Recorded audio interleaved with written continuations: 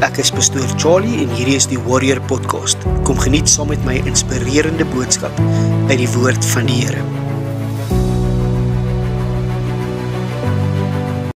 Goeiemôre, vertrou dit gaan goed. Ek weet nie of jy soos ek is nie, 'n bietjie ongeduldig. As ek iets soek, soek ek dit nou. Nie later nie, definitief nie môre nie. Ek soek dit nou.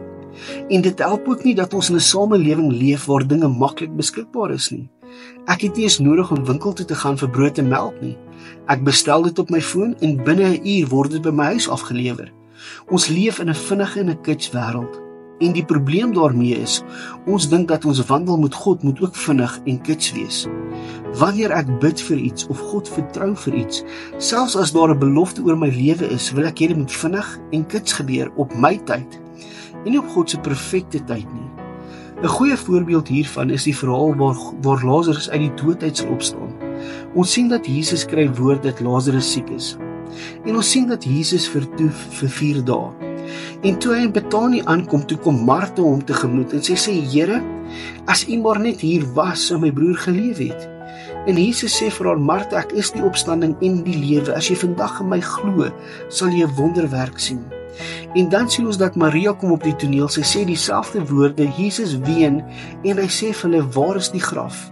Toe hulle by die graf aankom, toe sê Jesus, rol die steen weg. En Martha sê, Here, maar hy is al 4 dae in die graf.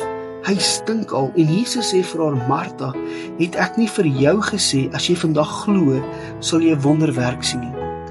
Op God se perfekte tydstip sê Jesus vir Lazarus, kom uit.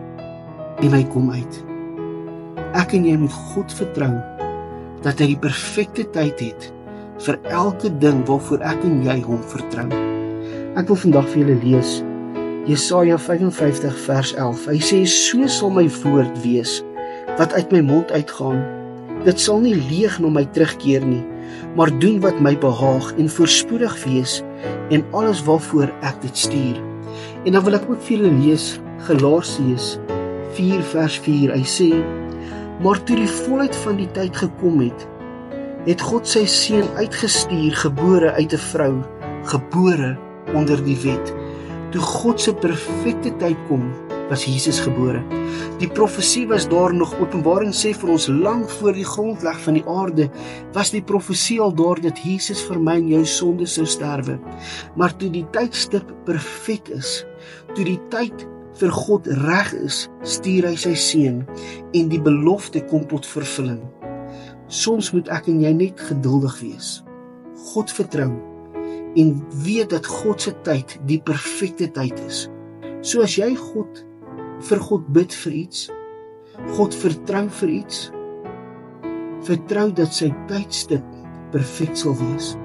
En wanneer dit kom, dit in God se tyd sal wees en dit perfek sal wees vir jou lewe. Mag jy 'n goeie dag hê.